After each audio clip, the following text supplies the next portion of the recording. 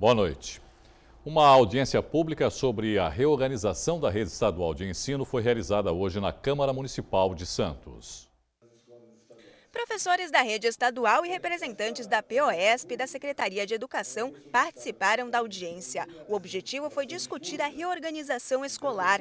O debate foi promovido pelo Fórum da Cidadania. Nós entendemos que é um momento de discutir, de debater essa questão,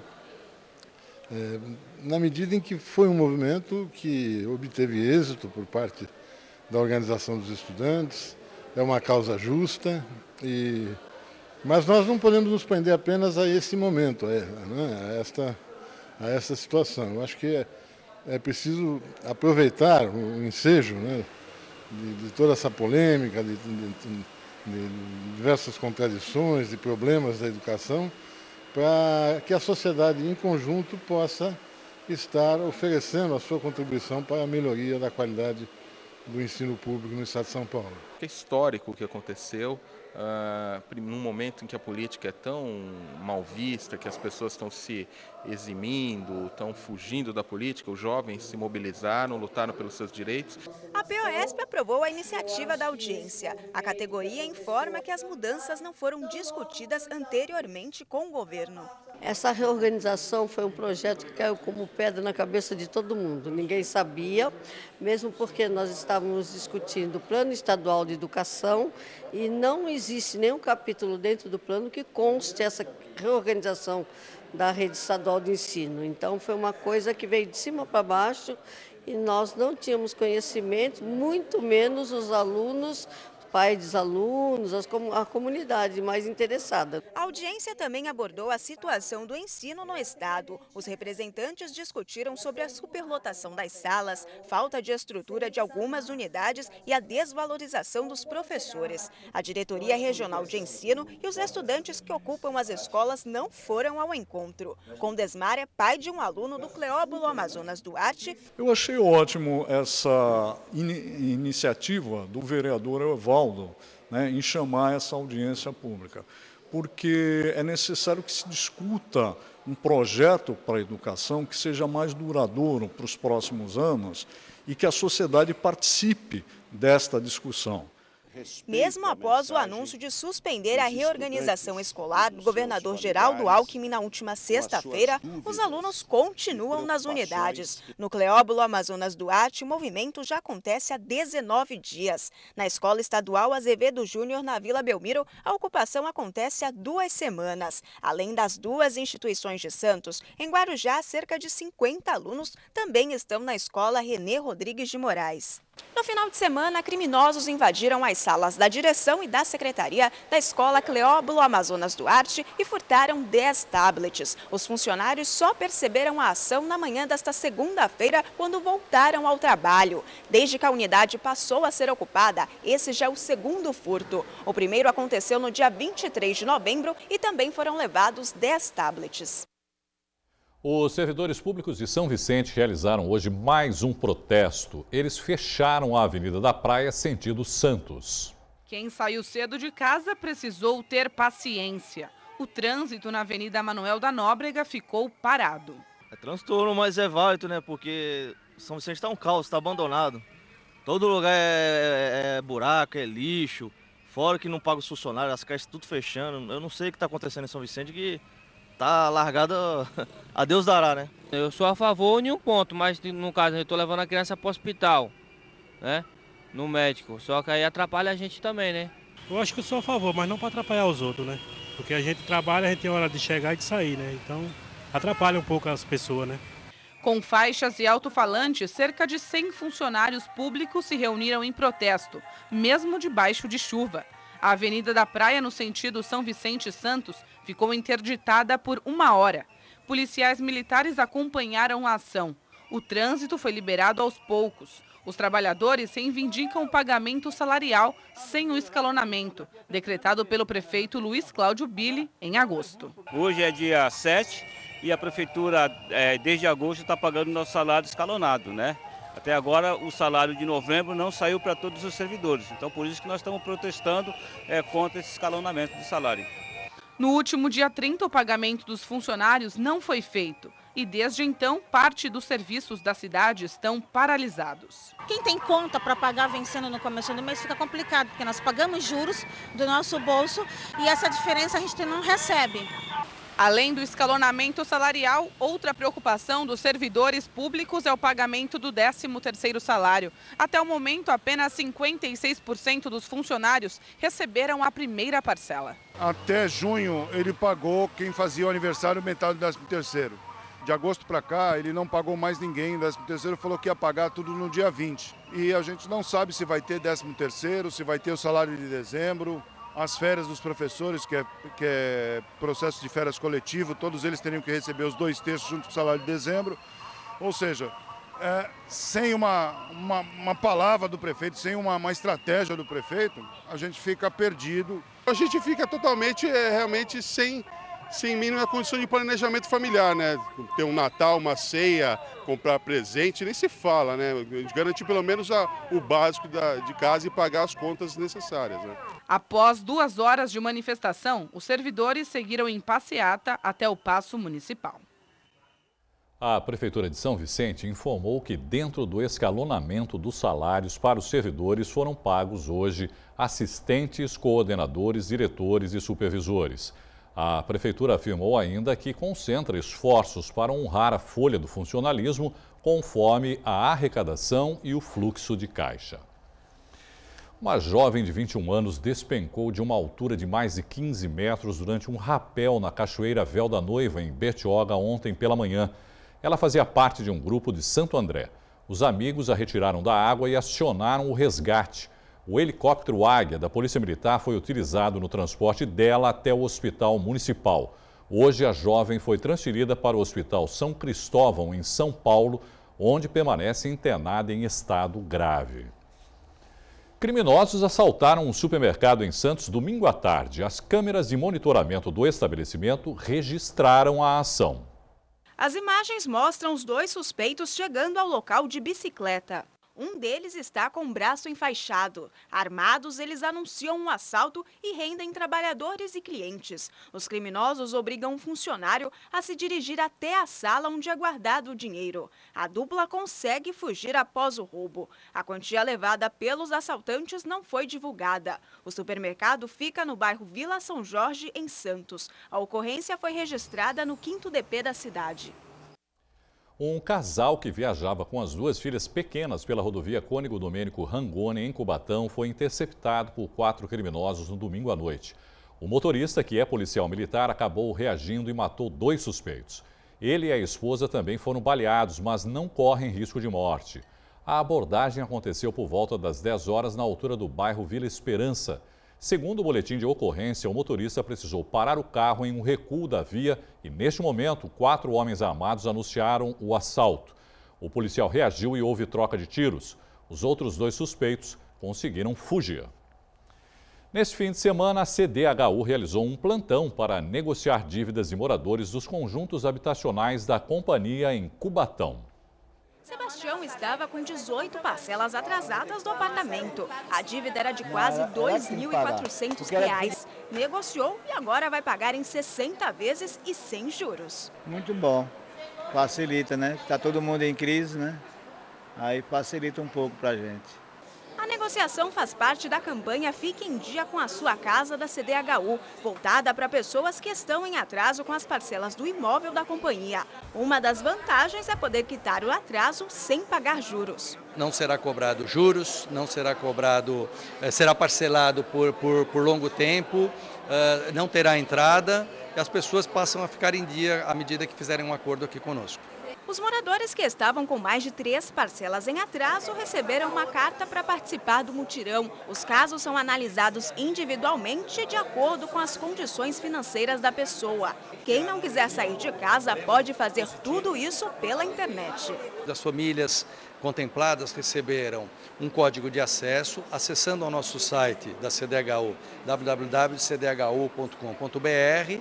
No positivo da campanha lá Fique em Dia, ele clica, acessa e ele pode fazer um acordo desde que ele tenha um ponto de internet. Pode ser na casa, no trabalho, na escola, nos nossos pontos de poupa-tempo e acesso a São Paulo, entre outros. 400 pessoas dos 6 conjuntos habitacionais de Cubatão foram convocadas.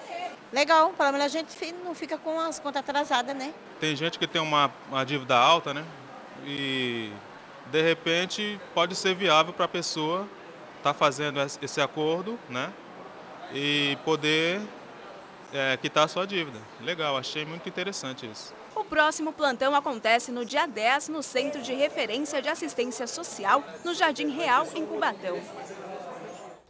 Eu vou repetir e retificar o site para você da CDHU. Anote aí, cdhu.sp.gov.br.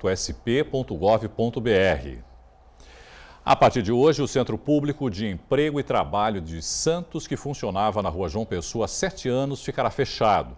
O local só volta a atender o público na próxima segunda-feira em novo endereço. Agora na Rua Amador Bueno, 249, também no centro.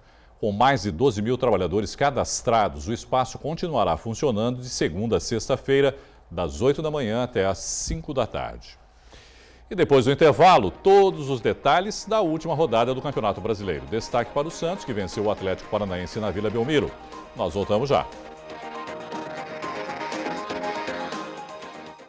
No próximo domingo, às 10 da manhã, o Pioneiros do Surf Club realiza o evento Garotos da Praia, o legado da cultura do surf. Surfistas da década de 60 e 70 serão homenageados no evento, que conta com o apoio da Unisanta.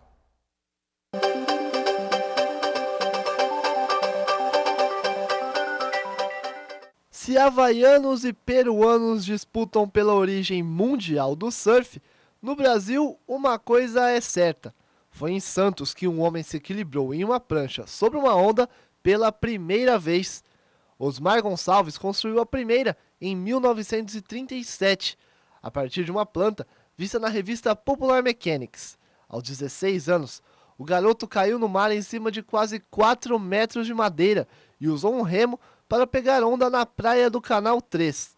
Nada mais justo do que a Unisanta também ser pioneira no quesito. Foi a primeira a introduzir o surf na sua grade curricular no Brasil. Nós tínhamos uma história rica e, ao mesmo tempo, pudemos valorizar essa história com a introdução ao meio universitário.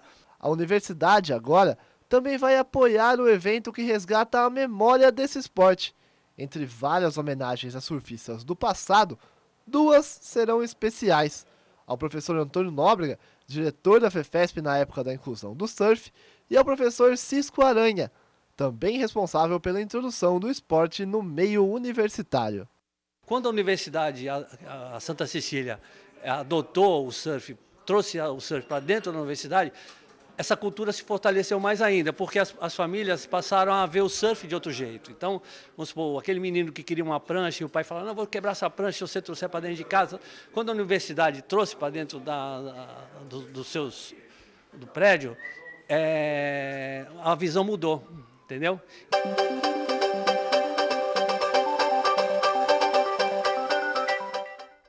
Os times grandes do estado se deram bem na última rodada do Brasileirão. O Corinthians empatou com o Avaí e terminou com a melhor campanha da história dos pontos corridos. Já o Palmeiras venceu em casa e o São Paulo conseguiu a tão esperada vaga na Libertadores. O São Paulo foi ao Serra Dourada enfrentar o Goiás e precisava vencer para se garantir na Libertadores. E foi o que o tricolor fez. Nos acréscimos do segundo tempo, o atacante Rogério marcou o único gol da partida. O São Paulo chegou aos 62 pontos e terminou em 4º lugar, posição que classificou a equipe da capital para a Libertadores. Já o Goiás necessitava da vitória e de uma combinação de resultados para escapar da Série B. Acabou caindo. A equipe goiana acabou em penúltimo lugar com 38 pontos. O campeão Corinthians empatou em casa. Claudinei de cabeça fez Avaí 1-0 aos 11 minutos do segundo tempo. O time de Santa Catarina só dependia dele para escapar, porém aos 32, Wagner Love, meio no susto, chutou para empatar o jogo. Final 1-1 e Avaí com 42 pontos em 17º lugar, rebaixado para a Série B. E o time misto do Palmeiras encerrou o ano com vitória. No jogo dos gols de cabeça, Dudu abriu o placar para os paulistas. Pará empatou para o Flamengo e Vitor Hugo, aos 44 do segundo tempo, decretou a vitória do campeão da Copa do Brasil. O Palmeiras chegou aos 53 pontos e terminou na 9ª colocação. A última rodada definiu os 3 times que se juntaram ao Joinville na Série B do ano que vem: Goiás, Vasco e Avaí. A Ponte Preta encerrou sua campanha em Campinas, perdendo por 1-0 para o Sport. A Macaca terminou a competição em 11º lugar com 51 pontos. Já o Santos encerrou sua participação no Campeonato Brasileiro com uma goleada em casa. Com um time misto em campo, o Peixe saiu perdendo. Kleberson subiu mais que a zaga e desviou no cantinho do goleiro Vladimir. Atlético Paranaense 1-0. 2 minutos depois, aos 14, Gabriel deu um passe perfeito para Geovânio, que em um golpe de sorte driblou o goleiro Rodolfo e empatou o jogo. Aos 29, Geovânio devolveu o presente e Gabriel completou o cruzamento para as redes. 2-1. Já no segundo tempo, Vitor Ferraz cruza, a bola pipoca dentro da pequena área e Gabigol surge para estufar as redes. 3-1. Aos 28, Vitor Bueno, que tinha acabado de entrar, tabela com Gabriel e anota o primeiro dele com a camisa do Peixe. Não perca a conta, 4-1. 7 minutos depois, o mesmo Vitor Bueno faz bela tabela com Lucas Lima e cruza para Geovânio fechar a conta. Santos 5, Atlético Paranaense 1. O Peixe terminou o Brasileirão em 7º lugar com 58 pontos. Para falar mais sobre o Santos, eu converso agora com o editor do Santa Portal, Juan Real. Juan, boa noite. E como o meu amigo Juan estava me dizendo, a última impressão é a que fica. Pois né? é, 5-1, vamos festejar. Bom, a 7ª colocação rendeu aí para os cofres do Santos, João, R$1.300.000 em premiação. Se o Santos tivesse também chegado em 4º lugar e conquistado a Copa do Brasil, esse valor seria de R$7.200.000, que é um dinheiro que não é de jogar fora. Dá para concordar aí com o discurso da diretoria que, segundo eles, esse segundo semestre foi positivo, Juan? Olha, Irineu, boa noite, amigos do Caderno Regional. A gente não pode esquecer como o Santos iniciou a temporada, né, Irineu? Aliás, a temporada foi tão boa que a gente chega no fim do ano achando que o Santos mais perdeu do que ganhou. O Santos deixou de ganhar esses valores, realmente deixou. Mas acabou conquistando um pouco mais de 1 milhão com a 7ª posição. Aliás, o Santos, a gente até conversava, né, Irineu? Deu azar porque na última rodada o São Paulo, o Inter e o Sport todos ganharam. Quer dizer, se o Santos vencesse, esses todos perdem, o Santos terminaria, não passaria o São Paulo, mas ficaria mais próximo ali do G4. Esse montante seria um pouquinho maior, desse 1 milhão e pouquinhos aí. Mas o Santos mais venceu do que perdeu, Irineu. A temporada acabou sendo muito boa para o Santos. O Santos teve os 3 artilheiros das competições, fato inédito. No começo do campeonato, né, a gente até conversou aqui, os 2 campeões estaduais, Rio e São Paulo, o Vasco e o Santos, estavam praticamente na zona de rebaixamento. Exatamente. O pessoal até Vasco continuou, o Santos... Né, que não é parâmetro, estadual não é parâmetro, mas no fator financeiro é parâmetro, você vencer uma competição. E o Santos acabou terminando aí na 7ª colocação, mas foi um ano bom. E o que ninguém fala, deixou de ganhar esses 8 milhões, Irineu deixou, mas o quanto esses jogadores do Santos não estão valorizados. O Santos é o time que mais se espera que receba propostas nesse fim de ano. E o Santos tem aí muitos jogadores, ainda mais o Vitor Bueno aí na última rodada, mostrando que tem valor já para a próxima temporada. O Santos deixou de ganhar esse montante, mas ganhou em outros aspectos. E outra situação também, Irineu, muito se falou da questão do patrocínio, porque se o Santos tivesse vencido a Copa do Brasil, teria melhorado de patrocínio, seria mais fácil negociar um patrocínio master para o ano que vem, ou mesmo participar da Libertadores. O patrocinador ele não espera um jogo para se definir, entendeu, Irineu? Ele viu a campanha do Santos, viu o potencial que o Santos tem para o ano que vem, então se tem alguma empresa interessada em patrocinar o Santos, ela vai acabar patrocinando, independente do que aconteceu. Foi triste, o Santos tinha tudo para ganhar do Palmeiras, ser campeão da Copa do Brasil, deveria ter jogado contra o Palmeiras como jogou contra o Atlético Paranaense, aliás, o Giovânio voltou a jogar muito bem, a gente perdeu o Giovânio durante a competição, o Santos perdeu lesionado, foi quando surgiu o Marquinhos Gabriel definitivamente, mas assim, eu vejo com bons olhos, a gente não pode esquecer como o Santos está quebrado, permanece quebrado, mas iniciou o ano horrível. Para você ter uma ideia, Irineu, o presidente Modesto Roma, num ano com 12 meses, pagou quase 20 salários. Foi o único no Brasil a fazer isso. Então merece palmas, infelizmente não ganhou o título, mas o Santos terminou o ano bem, sim. Você acha que o torcedor se sente frustrado ou fica frustrado em pensar que dos 4 chamados grandes, né, de São Paulo, só o Santos não vai para a Libertadores? Porque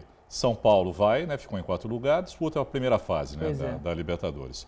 O Corinthians, campeão brasileiro, o Palmeiras, campeão da Copa do Brasil, o Santos fica fora e resta para o Santos, aí nesse início de ano, só o Campeonato Paulista, que alguns chamam até de Paulistinha. Pois é, o Santos agora até pode considerar o Paulista um Paulistinha, já que chegou a 20 títulos e está ali próximo, né? O Santos durante muitos anos ficou muito atrás, agora está ali equilibrado com Palmeiras, São Paulo e Corinthians, que ainda disparam um pouquinho. É frustrante para o torcedor, não dá para a gente dizer que não é. Mas, assim, era um ano que o Santos passaria disputando contra o rebaixamento, e não foi o caso. Montou um time competitivo e para o ano que vem vai entrar com mais propriedade. A gente falou aqui que o Santos tinha time para ficar no meio da tabela. Exatamente. Né? O Santos, poxa, terminou o ano disputando o título. Isso é muito importante. Ser vice-campeão é ruim, mas também não pode tirar o mérito da equipe que chegou lá. Vai ser ruim para o torcedor do Santos. Mas, assim, o torcedor do Palmeiras já viu todo mundo na Libertadores e ele disputando uma Série B.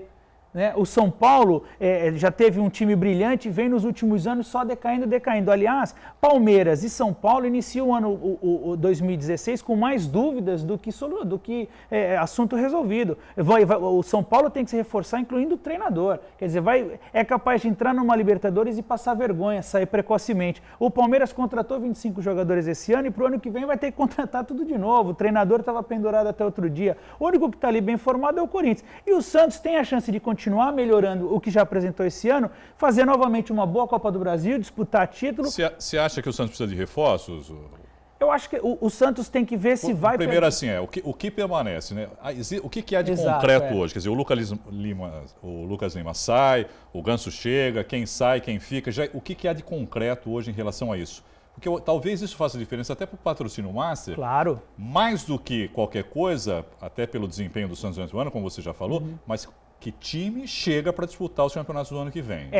Pior do que não disputar a Libertadores, para o Santos foi ruim de não participar dessa competição, porque alguns jogadores que queriam disputar essa competição e não ficariam, né, com a Libertadores. Ficariam pela Libertadores, outros que até voltariam, era o caso do Robinho, falava-se muito que ele voltaria para disputar essa Libertadores. Isso não vai acontecer. De concreto não tem nada, Irineu. O que tem de mais forte é o seguinte, o Marquinhos Gabriel não pertence ao Santos, está emprestado, ele é de um time árabe e esse time quer colocar os empresários querem 4 milhões e querem colocar o Marquinhos Gabriel no Corinthians também, que eles acham que o Corinthians campeão brasileiro vai valorizar ainda mais o jogador. Mas não está nada certo e a decisão o jogador vai escolher. E ele no Santos teve uma oportunidade de aparecer muito maior do que em outros times. Então, tudo isso vai ser visto. Não tem nada de concreto. O Ganso também pode voltar até pelo desejo dos investidores dele. Sabem que no Santos ele vai valorizar muito mais do que no São Paulo. E não teve o melhor desempenho da carreira no Santos. No Santos, e eu tenho certeza absoluta que se ele joga com o Gabigol e o Ricardo Oliveira, vai voltar o Ganso de 2011. E respondendo a sua pergunta, Irineu, o Santos precisa sim de reforço. O Santos mostrou ao longo da temporada brasileira que ela exige muito de um elenco que em certos jogos faltou o elenco, né? Então, o Santos poderia ter ido com mais qualidade quando não estava com jogadores titulares. Isso acabou faltando. Então, para todas as posições, o Santos vai precisar trazer mais jogadores pensando no todo, pensando numa temporada com muitos jogos e muito desgastante. Mas vão ser reforços pontuais, não precisa se chegar um jogador para resolver o problema do Santos. O Santos tem esses jogadores atualmente em seu elenco. O Ricardo Oliveira está aí coroado como artilheiro do ano, vai permanecer, tem contrato de 3 anos. Gabigol deve permanecer. O Santos está com mais jogadores do que problemas, assim, melhores jogadores. Mas é claro, sempre precisa chegar alguém para reforçar a defesa e o meio de campo principalmente. Bom, rapidinho, Juan, porque o nosso tempo está estourado. O Santos estreia no Paulistão contra o São Bernardo na Vila Belmiro, dia 31 ou de janeiro ou 1º de fevereiro. Ainda não há uma definição por parte da federação. E agora também, o Juan, para a gente encerrar, nota triste, morreu hoje o gerente de futebol das categorias de base do Santos, o Paulo Maeda. Pois é, ele que trabalhou havia voltado para o Santos com o presidente Modesto Roma, mas pouco tempo trabalhou, logo em março sofreu um problema grave, um AVC, acabou sendo internado e passou aí o ano todo com problemas e infelizmente veio a falecer com 61 anos. Ele que de 2000 a 2002 também foi gerente da base na gestão Marcelo Teixeira e um dos grandes responsáveis pelo surgimento de Robinho e Diego, um fato muito triste, né, Irineu? Uma pessoa que era importante para o Santos e que valorizava o que o Santos tem de melhor na sua história, que é a base, e foi responsável aí por jogadores que até hoje marcam o futebol mundial.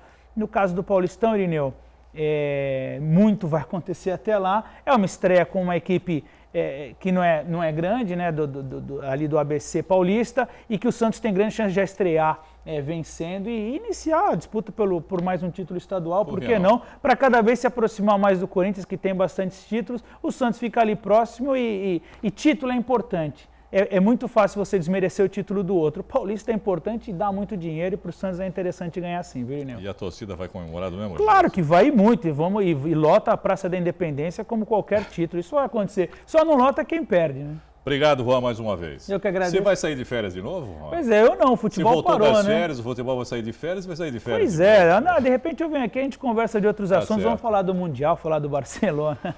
Obrigado e boa noite. Eu que agradeço, Irineu, boa noite, amigos do Caderno Regional. Concerto de Natal na Pinacoteca de Santos encanta o público. É o que você confere no próximo bloco.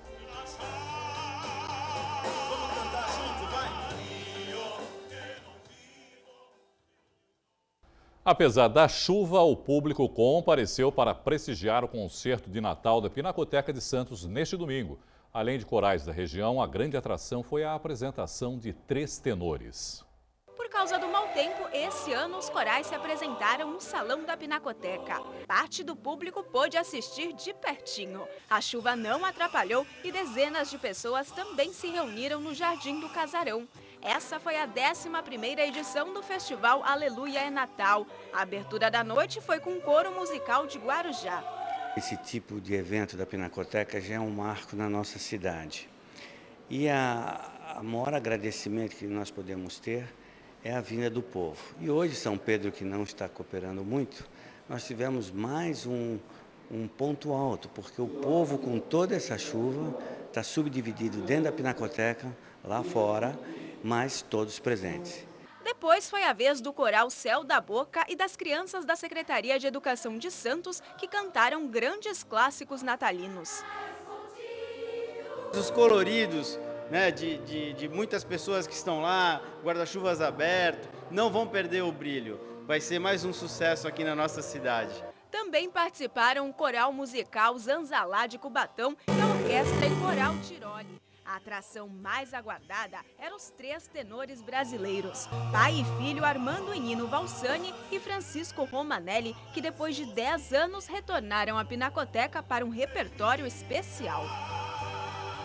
Trazendo então os grandes sucessos da Itália, os sucessos internacionais, as óperas, para emocionar esse público querido de Santos. A nossa intenção é fazer que todo mundo se divirta muito com o show da gente. Por mais de 1 hora, eles cantaram e encantaram quem foi prestigiar o evento.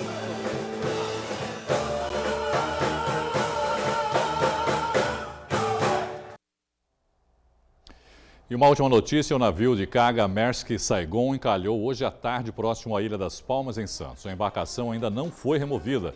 2 rebocadores vão trabalhar na retirada do navio hoje à meia-noite, horário em que a maré vai estar mais alta. O Saigon deve ser encaminhado para vistoria na Barra e depois liberado para seguir viagem para a África do Sul. A edição de hoje termina aqui pelo Santa Portal. Você continua bem informado. Obrigado pela companhia, uma boa noite para você e até amanhã. Tchau.